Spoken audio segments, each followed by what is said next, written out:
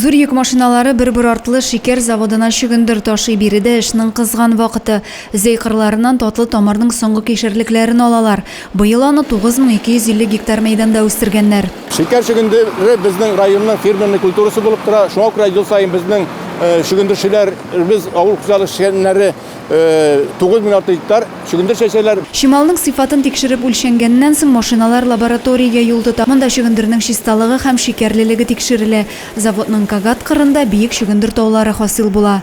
Йөк машинасында татлы тамыр ташучы Алмаз Вагызов уңышның мул булуына сөенә. Ел сайын бу эшкә тотынабыз, җыенабыз, кыштан машиналарны әзерлибез. Безгә все устраивает. Урожай быел нык әйбәт. Бөтенләй бер прекрасный завод әйбәт эшли. Вячеслав Капитонов да КАМАЗ машинасы белән шөгендер ташый.